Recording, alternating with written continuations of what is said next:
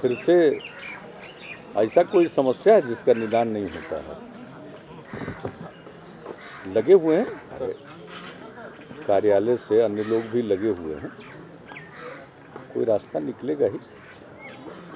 जैसा हमने उस दिन कहा था कि जो उनकी जेन्युइन बात होगी उसको जरूर गौर किया जाएगा, और जो समस्याएं थी उसका उल्लेख हमने कर दिया था।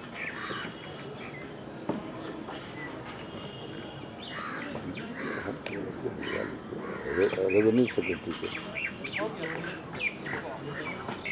अभी अपडेट भी आप लोगों को करा देंगे, रेवेन्यू सेक्रेटरी को इसको बुलाएं।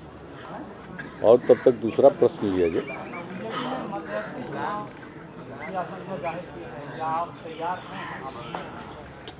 आशंका पर क्या टिप्पणी करनी? आपको भी लगता है?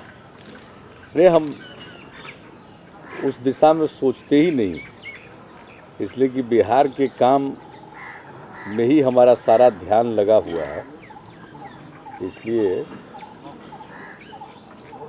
दिल्ली में क्या हो रहा है, क्या होना है, हम एक ही बात जानते हैं कि भ्रष्टाचार आज सबसे ज्वलंत मुद्दा है, और देश की जनता इस प्रश्न पर उद्वेलित है और काफ़ी क्षोभ है लोगों के मन में। तो ये आने वाले समय में बहुत बड़ी भूमिका निभाएगा। ये मुद्दा आज सबसे बड़ा मुद्दा है, सबसे अहम मुद्दा है।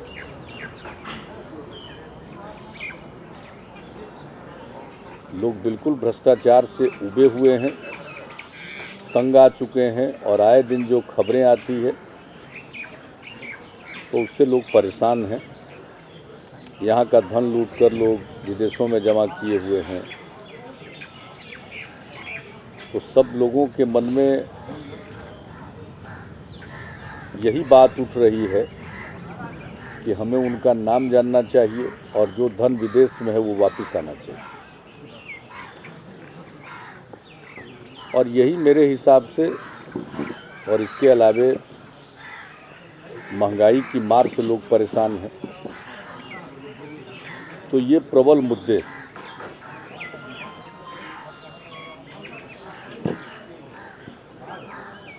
केंद्र में जो बैठे हुए लोग हैं उनको दीवार पर की लिखावट को समझना चाहिए, और अभी से भी इसके खिलाफ कारगर कार्रवाई करनी चाहिए।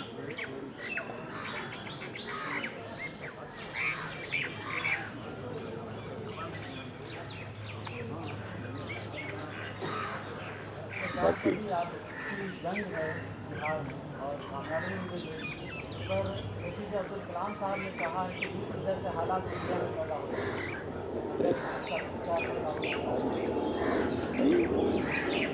भ्रष्टाचार को लेकर के जनता आक्रोशित है, जैसा हमने कहा, लेकिन मिस्र और भारत दोनों में फर्क है। यहाँ सत्ता में परिवर्तन जनता वोट के जरिए करती है। ये जनता के हाथ में सबसे बड़ी ताकत है, इसलिए हालात तो उस तरह के नहीं पैदा होंगे। यहाँ कोई ये नहीं कह सकता है कि हम ज़बरदस्ती सत्ता में बने रहेंगे, और चूंकि नियमित रूप से हमारे यहाँ चुनाव होते हैं इसलिए वो संकट तो नहीं है, लेकिन हाँ, विश्वास और भरोसा का संकट जरूर उत्पन्न हुआ, और जो सत्ता में बैठे लोग हैं उनके ऊपर सबसे बड़ी जिम्मेवारी है कि अगर आज लोगों के मन में अविश्वास उत्पन्न हुआ है सत्ता में बैठे हुए लोगों पर, तो इसको दूर करना और फिर से विश्वास का माहौल पैदा करना उनका दायित्व है।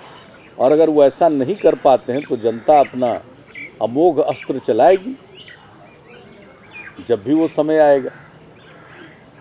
प्रधानमंत्री जी ने कहा है कि न्यायपालिका को संवैधानिक सवाल आपसे भी है कि ड्राइव आपका जारी है और अब एसपी भी यहाँ पे बनाया हुआ था, 6 वर्षों में 5 केस उनके पास आए, लगता है कि आपके स्टेट एक्सपेक्टर पे खासा बोझ पड़ा हुआ है। नहीं, उनको एक खास किस्म की जिम्मेवारी दी गई है। और आपको स्मरण हम कराना चाहेंगे कि 2006 में 15 अगस्त के दिन हमने इसका ऐलान किया था और उसमें उसके काम की शुरुआत की गई थी। सीबीआई से सेवानिवृत्त अधिकारियों को अनुबंध पर यहाँ नियुक्त करने के साथ, और उन्होंने अपना काम किया है और वे अपना काम कर रहे हैं। अभी जो मामले उनके हाथ में हैं उन मामलों को तार्किक परिणति तक पहुंचाने में वो लगे हैं। लेकिन हाँ, इस बीच में हमारी इच्छा थी कि हम इस बीच में एसवीयू को संगठित कर दें और अपने लोक सेवा आयोग के माध्यम से उसमें स्थायी नियुक्ति भी हो जाए, तो वो नहीं हो पाया है। इसलिए कि जो हमारे पास प्रस्ताव आए वो ज़्यादातर प्रस्ताव थे पुलिस विभाग से ही लोगों को लेकर। मैंने कहा है कि पुलिस विभाग से अगर लोगों को लेना है तो कुछ लोगों को लिया जा सकता है, लेकिन उसका कोर स्ट्रेंथ होना चाहिए सीधे, और वो सिर्फ उसी काम के लिए नियुक्त हो, और जो उसके लिए इच्छुक लोग होंगे वो आएंगे। तो एसबी अपना काम कर रहा है और वो बोझ नहीं है। देखिए, आपने भ्रष्टाचार के एक मामले को भी पकड़कर और उसमें सजा दिलाई, या जो भी सजा देना या साक्ष्य नहीं हो तो छोड़ना, ये तो अदालत के ऊपर है, लेकिन आपने उसको ठीक ढंग से प्रस्तुत किया और आपने अपने मामले को ठीक ढंग से रखा, तो मैं समझता हूँ ये ज़्यादा जरूरी है। और फिर कोई उनको ये तो कहा नहीं गया है टारगेट करके कि फलां को पकड़िए या फलां को पकड़िए। उनको तो एक काम सौंपा गया है, वो अपने ढंग से पता लगाते हैं जो भी उनको सूचना मिलती है। और आपने देखा कई मामलों में उन्होंने अपना काम किया और भी अपना काम कर रहे होंगे वो। तो मैं नहीं समझता हूँ कि एक्सचेकर पर बोझ है, बल्कि एक्सचेकर पर दूसरे ढंग से जो बोझ डालने वाले लोग हैं, एक्सचेकर की जो जेब है उसको ढीली करने वाले जो लोग हैं, और भ्रष्टाचार तो जहर है, तो उसको समाप्त करने के लिए उसमें जो काम करने वाले हमारे अधिकारी और कर्मचारी हैं उनके ऊपर जो सरकार खर्च करती हो बोझ नहीं। मैं तो मानता हूं कि किसी भी मामले को तार्किक परिणति तक पहुंचाने में कामयाब हो जाते हैं तो बहुत बड़ा इसका इम्पैक्ट पड़ता है। इसलिए सवाल नंबर का नहीं, कितने लोग पकड़े जाते हैं, सवाल इसका है कि लोग पकड़े जा रहे हैं और असर उसका होता है। सर, शासन की सरकार है सर, तो फिर क्या चैनपुर विश्वपुर स्थित एस्बेस्टस का कारखाना है, उसके सामने तांत्रिक थाना पर बैठी महिलाओं पर लाठीचार्ज करना क्या उचित था? नहीं पता है, नहीं पता। एस्बेस्टस की बात दूसरी है। एस्बेस्टस का कारखाना लगाने पर देश में कोई रोक नहीं है। कई जगह पर एस्बेस्टस के कारखाने लगे हुए हैं। यहाँ भी लोगों ने अपना इन्वायरमेंट का क्लियरेंस लिया है, अपना काम कर रहे होंगे, लेकिन उन्होंने SIPB के सामने, स्टेट इन्वेस्टमेंट प्रमोशन बोर्ड के सामने जो अपना प्रस्ताव रखा, तो SIPB के प्रस्ताव पर हमने मुहर नहीं लगाई, हमने उसको वापस कर दिया। एस्बेस्टस को लेकर जो कई प्रकार के बातें सामने आ रही है, तो हम भी चाहते हैं, हमारी सरकार भी चाहती है कि इसके बारे में सुविचारित मत हम गठित करें। हालांकि राज्य सरकार जो उद्योग लगाने पर प्रोत्साहन देती है और कई प्रकार की रियायतें देती है, उसके लिए वो हमारे पास मंजूरी के लिए आएंगे, अन्यथा वो प्रतिबंधित नहीं है। कोई अपने बलबूते पर लगाना चाहे तो अगर पर्यावरण की उसको इजाज़त मिल गई है तो वो लगा सकता है। और जहाँ तक मुझको बताया गया है कि पर्यावरण की इजाज़त उनको केंद्र की भी मिली हुई, लेकिन राज्य प्रोत्साहन औद्योगिक प्रोत्साहन नीति के अंतर्गत उनको कोई छूट मिलेगी, इसके चलते SIPV का जो प्रस्ताव आया था सरकार के समक्ष, हमने उसको वापस कर दिया और हम खुद भी चाहते हैं इसके बारे में एक सुविचारित मत गठित किया जाए, नंबर 1। नंबर 2, अगर एस्बेस्टस हानिकारक है एस्बेस्टस कारखाने में काम करने वाले लोगों के लिए, और एस्बेस्टस कारखाना जहां लगता है उसके इर्द गिर्द के में रहने वाले लोगों के लिए इतना खतरनाक है, तो फिर एस्बेस्टस बनता क्यों है देश में? सवाल इसका है। तो मैं उन तमाम सिविल सोसाइटी के लोग जो इस बात को लेकर या अन्य लोग भी लगे हुए हैं, उनसे मैं अपील करूंगा, हमने तो उनकी आवाज़ सुन ली और हमने मंजूरी नहीं दी है रियायतों के लिए, लेकिन बाकी जगहों पर जो एस्बेस्टस कारखाने हैं उनके बारे में भी कोई व्यू लेना चाहिए। उनको देशव्यापी इस ढंग का माहौल खड़ा करना चाहिए कि अगर एस्बेस्टस इतना खतरनाक है तो फिर बने क्यों। तो हमने तो कहा है गौर करने के लिए, हमने उसको वापस किया।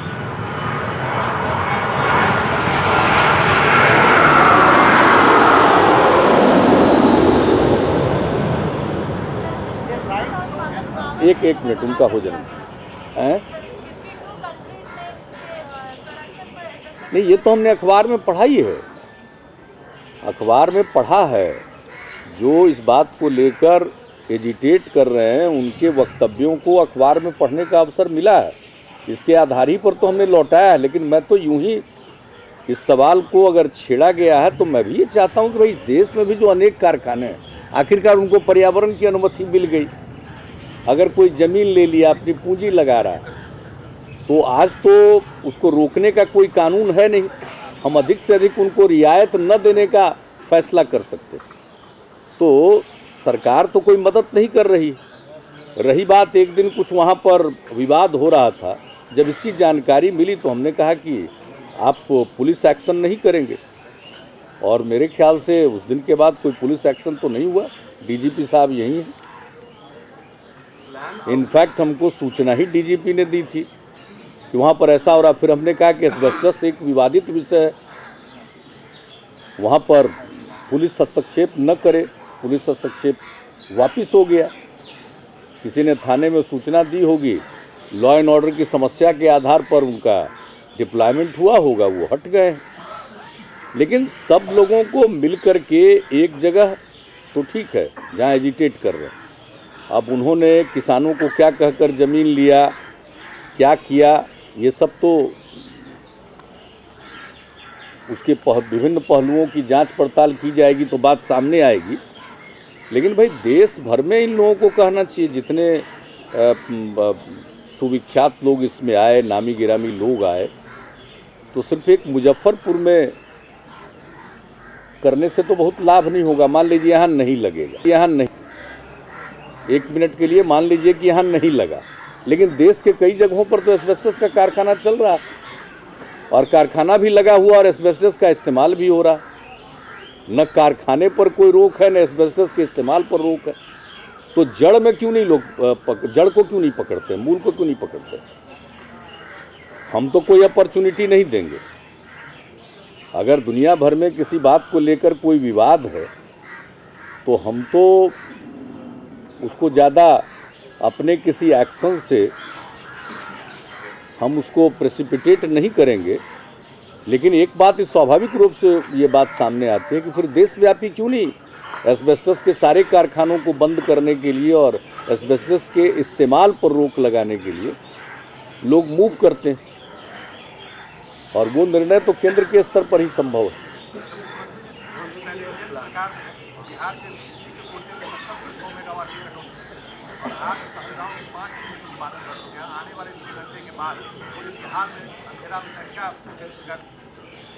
देखिए, ये तो हम बराबर आपको कहते रहते हैं, केंद्र का जो रवैया है, जो तो बिहार के बारे में दृष्टिकोण है, वो आप जानते रहें, और हम इस सवाल पर लगातार बोलते रहें। केंद्र से जो मिलना चाहिए वो हमें मिलेगा नहीं। सूखे की स्थिति बनी हुई है, पीने के पानी का संकट उत्पन्न हो रहा है, और बिजली कम कर दिया जाए, हम समस्या से जूझ न पाएँ, उसका मुकाबला न कर पाएँ, ये स्थिति पैदा की जाए। और दूसरी तरफ जब यहाँ कोई बिजली का प्लांट लगावे तो उनको कोयला का लिंकेज न मिले।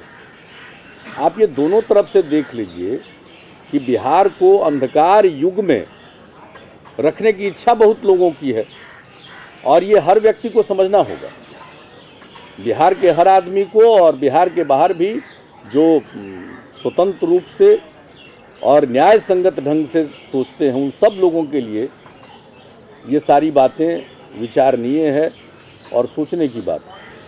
हम लोगों से जो बन पड़ता है, हम लोग अपनी बात कहते हैं, मांग उठाते रहते हैं। और आपको मैं जानकारी दे दूं कि कांटी का प्लांट चलाने के लिए एनटीपीसी को हम लोगों ने दिया, मैनेजमेंट भी उनको हमने सौंपा और कोई पुराना बकाया था उसको ध्यान में रखते हुए हमने उनका और ज़्यादा शेयर बढ़ा दिया।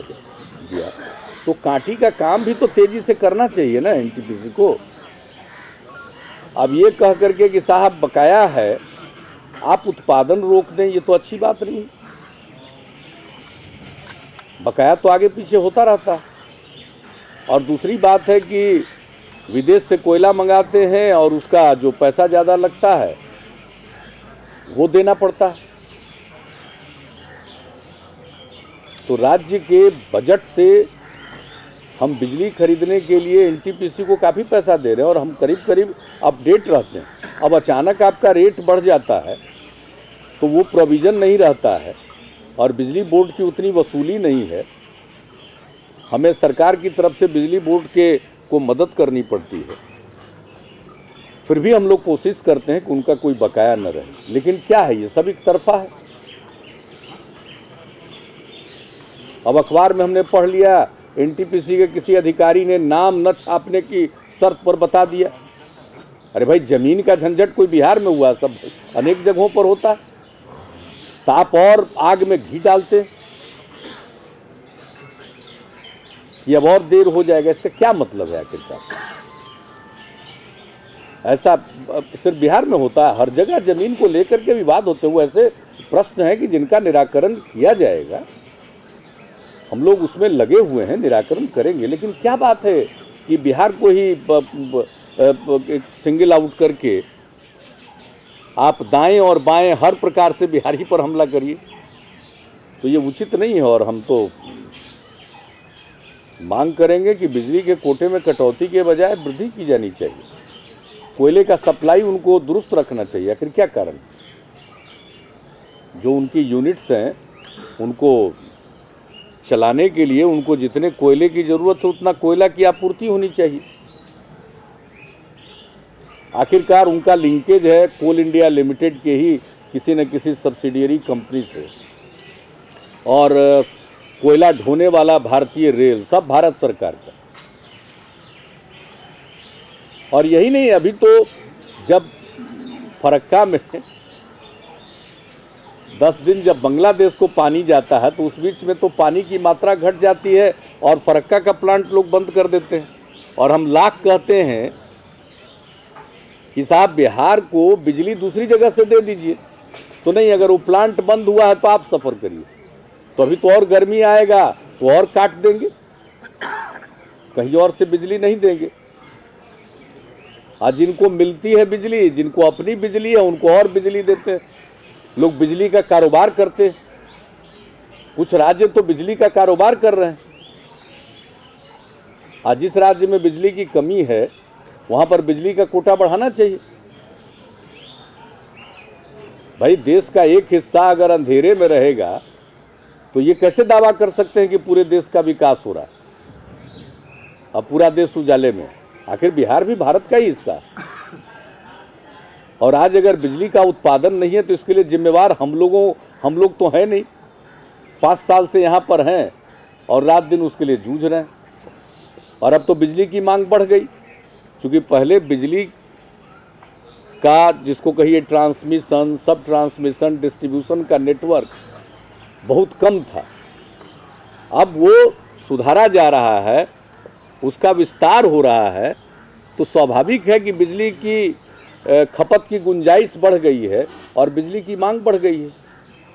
तो ऐसी स्थिति में हम तो चाहेंगे कि जल्दी से जल्दी हमारे बिजली प्लांट्स के लिए कोयले का लिंकेज मिले, जो निजी सेक्टर के लोग भी यहाँ लगाना चाहते हैं उनको मिल जाए और सब लगाने में कामयाब हो जाएं, ताकि यहाँ बिजली प्रचुर मात्रा में उपलब्ध हो, यहाँ के लोग भी उजाले में रहें। प्राइम मिनिस्टर ने क्या कहा जब आप उनसे सारी बातें बताई? प्रधानमंत्री जी से जो अनुभव है हमारा, बातचीत तो बहुत अच्छी होती है, लेकिन उसके बाद खत्म है उससे। फॉलो अप क्या होता है और कितनी बार हमने अधिकारियों को पीएमओ में मीटिंग के लिए भी भेजा है। देखिए, हम तो आशावादी हैं और हम इंतज़ार करते हैं। हम ऐसा नहीं कहेंगे क्योंकि काम तो केंद्र की सरकार सोच समझ कर ही करती है। अब ये बात अलग है कि उनके सोचने के रडार में बिहार है या नहीं, सोच समझ के ही करते हैं। प्लान साइज को लेकर फिर से आप जा रहे हैं क्या डिप्टी चेयरमैन से मिलने प्लानिंग कमीशन? नहीं, देखिए, हम अभी गए थे तो डिप्टी चेयरमैन प्लानिंग कमीशन से हम मिले थे, उसमें हमने इस विषय पर चर्चा की है और हम लोग पूरी कोशिश कर रहे हैं। हम लोगों ने अपना प्रस्ताव भी भेज दिया है कि प्लान साइज 24,000 करोड़ का रहे। उन्होंने यहाँ चिट्ठी भेज दी थी लगभग 18,500 करोड़ का। अब वो इंटरनल मीटिंग में 21,000 करोड़ से कुछ ज़्यादा पर आए हुए हैं। हम लोग अपने तर्क रख रहे हैं और अपनी बात रख रहे हैं और हम पूरी कोशिश करेंगे कि वो लोग मान जाएं 24,000 करोड़ रुपए के प्लान साइज पर। और 15 तारीख को मीटिंग होगी, अब देखें उसका क्या नतीजा निकलता है। बिहार के ग्रोथ के लिए हम लोगों की समझ से प्लान साइज का बढ़ना आवश्यक,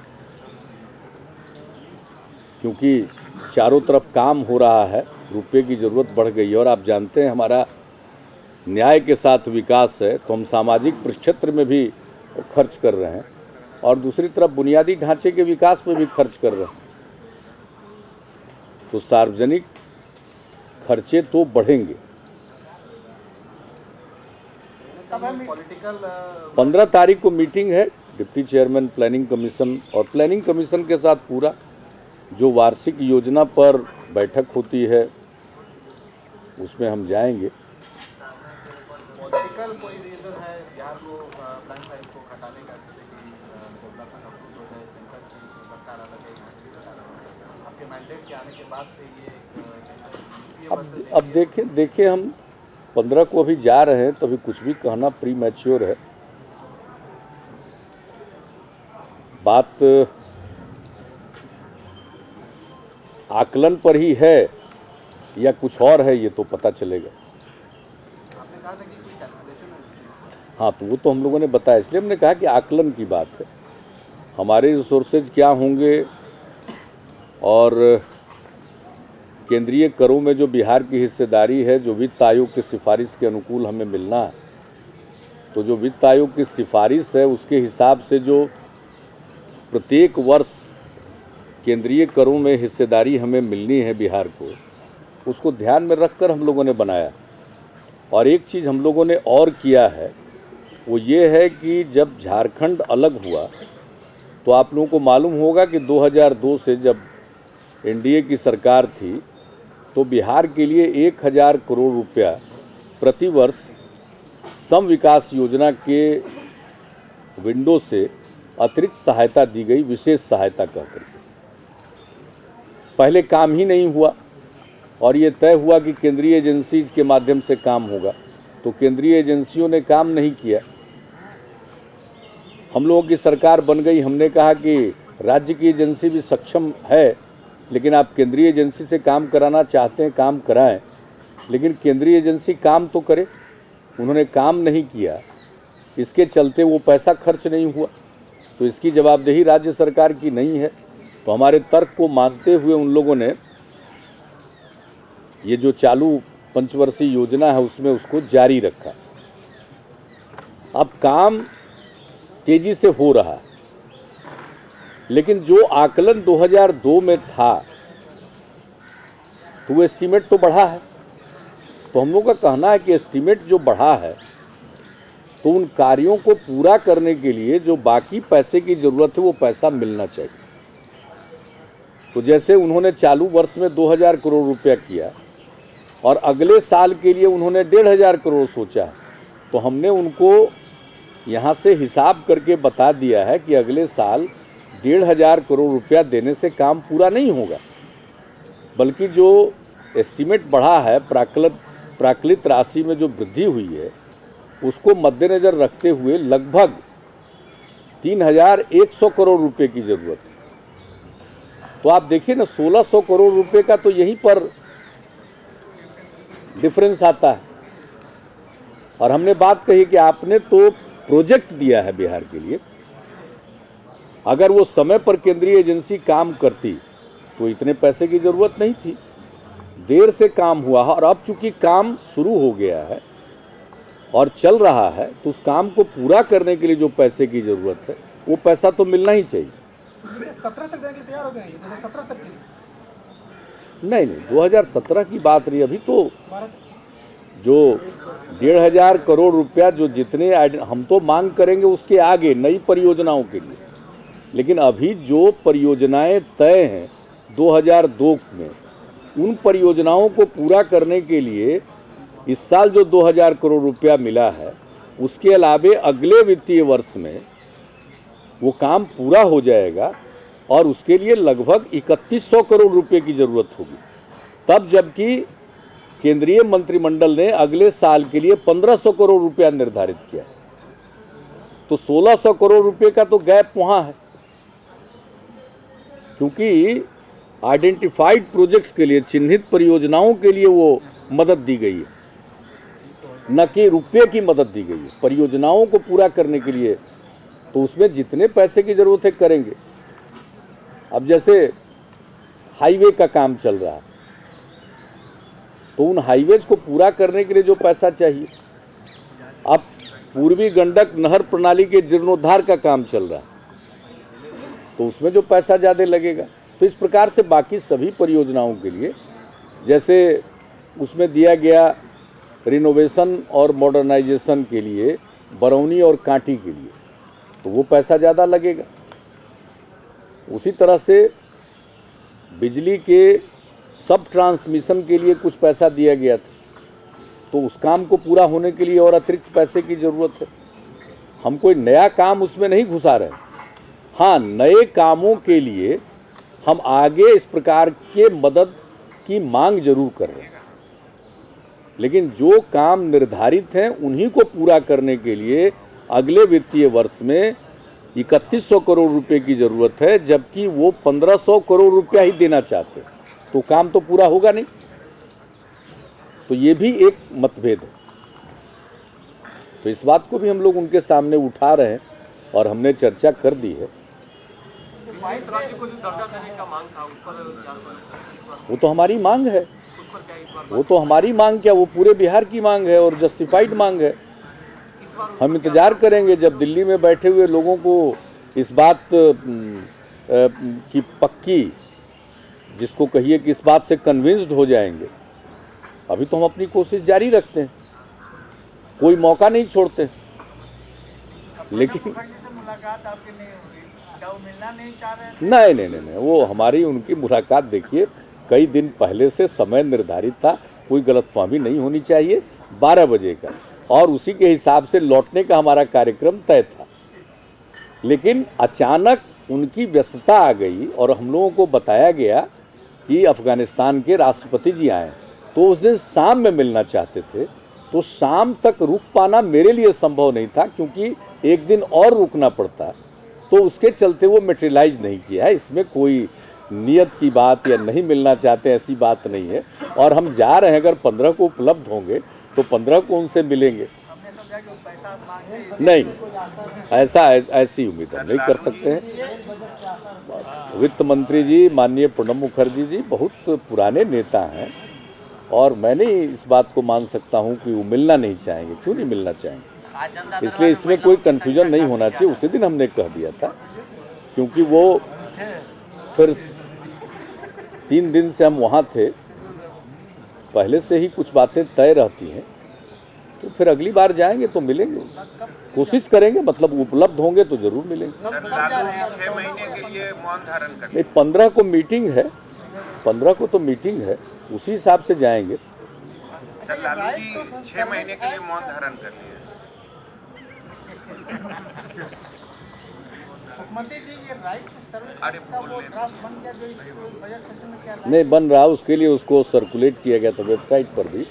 लोगों के बहुत अच्छे सुझाव आए हैं, उन सब लोगों का अध्ययन करके उसको और बेहतरीन कैसे बनाया जा सकता है, इस बजट सत्र में हम लोग विधेयक लाएंगे। सर, लालू उस पर काम चल रहा है, बड़े भाई साहब को कुछ नसीहत दिया है? एज पर शेड्यूल है वो। जी, लालू जी 6 महीने के लिए मौन धारण कर लिए हैं। तो आपको घूमने पर कोई रोक लगाना चाहते हैं क्या? मौन धारण किया 6 महीने के लिए, बोले पॉलिटिकल कोई बात नहीं करेंगे। हम तो एक 6 महीने अखबार के बाद ही बोलेंगे। एक अखबार में देखा हमने कि उन्होंने हम लोगों को अभी समय दिया है, तो बड़ी कृपा है उनकी। हम तो समझे कि बिहार के लोगों ने समय दिया है। चाहेंगे कि कंटिन्यू हो जाए। एक राइट टू एजुकेशन में अभी प्राइवेट स्कूल जो है वो लोग कह रहे हैं कि जो बच्चों पर फीस जो है गरीब बच्चों की वो लोग नहीं भरेंगे, कहीं ना कहीं कुछ मामला है। ये राइट नहीं, लागू तो होगा ही। राइट टू एजुकेशन एक्ट के लागू न होने का कहाँ प्रश्न है? मैंने प्राइवेट स्कूल का जो ये है जिस फॉर्म में वो स्कीम है उस पूरे फॉर्म में लागू होगी। कोई मसला सामने आया है तो उसका रास्ता निकलेगा, और कोई बिहार की समस्या नहीं, पूरे देश की समस्या है। वो लोग अपनी बात कह रहे हैं, भारत सरकार अपनी बात कह रही है, और इस मामले में जो भी उस स्कीम की रूपरेखा है उसी रूप में यहाँ लागू होगा। ये कोई अलग तो है नहीं राज्य, यहाँ भी लागू होगा। जनता दरबार में महिलाओं की संख्या काफी ज्यादा थी। जदयू के अब विधायक देख लीजिए, सुनील पांडे के खिलाफ महिलाओं की शक्ति को देखिए। स्वतंत्र रूप से अपनी बात कर, पहले भी आती रही हैं, सब दिन आती हैं, लेकिन आज थोड़ा हम देखा नहीं है।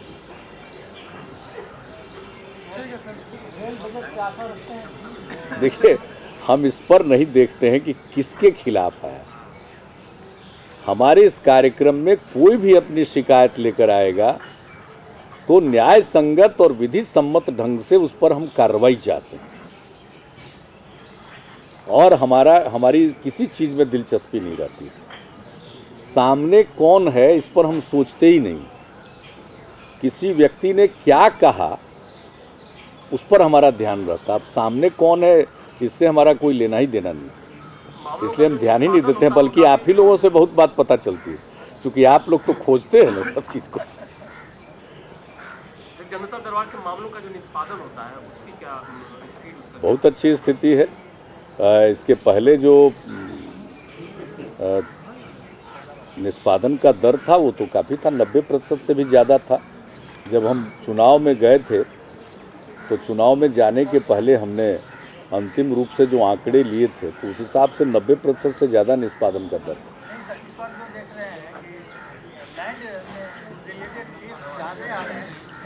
आते हैं, देखिए, एक हमने, आप लोगों को याद होगा कि हम लोगों ने जो असल समस्या क्या होती है कि बहुत सारे मामले में सीधे प्रशासन का कोई रोल नहीं। जमीन संबंधी मामलों में सिविल कोर्ट का जुरिस्डिक्शन, प्रशासन का या पुलिस का रोल वहीं आता है जहां कोर्ट का कोई आदेश होता है, उसके इम्प्लीमेंटेशन में आता है। लेकिन सुओ मोटो वो बहुत कुछ करने की स्थिति में नहीं थे। तो हमने एक कानून बनाया भूमि विवादों के निपटारे के लिए। आपने देखा होगा पिछले कार्यकाल में हमने वो कानून बनाया जिसमें कुछ मामलों को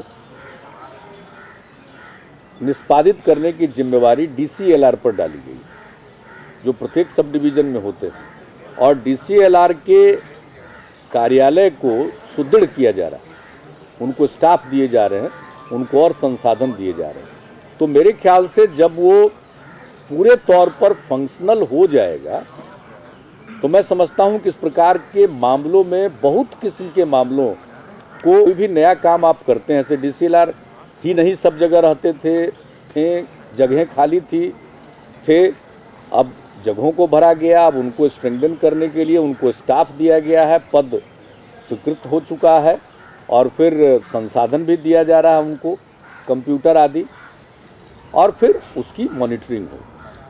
तो ये आगे के दिनों में बहुत सारे मामले, फिर भी सभी मामले नहीं, बहुत सारे मामले नहीं, लेकिन आप जानते हैं लोग तो आते हैं, जो पीड़ित होता है, दुखी होता है, वो तो आता है। तो काफ़ी विचार मंथन के बाद वो किया गया। मुख्यमंत्री जी, एक जो आम दिक्कत है, जो कोई घटना घटती है उसके बाद डॉक्टर स्ट्राइक में चले जाते हैं, क्या सरकार कोई ऐसी कदम उठाएगी आने वाले दिनों में? बार बार मरीज जो है वो बेहाल हो जाते हैं, उसके बाद इतने लोग मरते हैं, काफ़ी दिक्कत होती है, इसका कुछ निदान करेंगे? हमारे निदान करने के पहले तो थोड़ा आपका भी रोल है था। देखिए, कोई भी कानून बना देने मात्र से ही समस्या का हल नहीं होता। कानून बनाने के लिए एक माहौल होना चाहिए। एक तरफ डॉक्टर लोग मांग करते हैं कि मरीजों के परिजन उनसे झगड़ा करते हैं, उन पर हमला करते हैं, तो आंध्र प्रदेश और कई राज्यों का उदाहरण देकर वो कहते हैं कि डॉक्टरों की सुरक्षा का कानून बनना चाहिए। और दूसरी तरफ जब वो हड़ताल पर चले जाते हैं तो मरीजों को देखने वाला नहीं होता। अगर कोई वैकल्पिक इंतजाम भी किया जाता है तो वो उतना कारगर नहीं होता है मरीजों की संख्या के अनुपात में।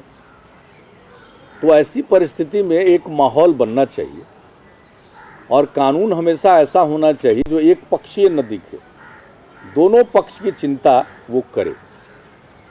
तो इस पर विचार मंथन चल रहा है, जहाँ एक तरफ उनके सुरक्षा का भी अहम प्रश्न है और दूसरी तरफ मरीजों का इलाज भी अहम प्रश्न है। दोनों चिंताओं को ध्यान में रखते हुए हमने स्वास्थ्य विभाग को कहा है और वे लोग काम कर रहे हैं।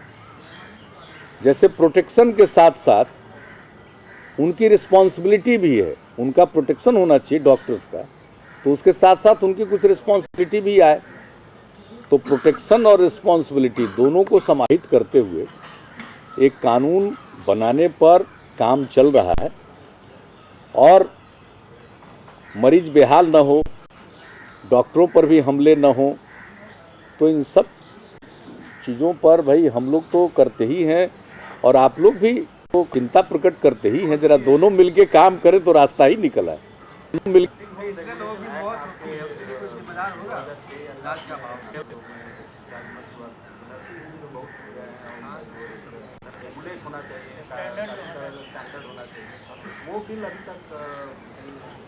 देखिए, अब असल हुआ ये है कि सेंट्रल गवर्नमेंट भी एक सेंट्रल लॉ पर काम कर रही है।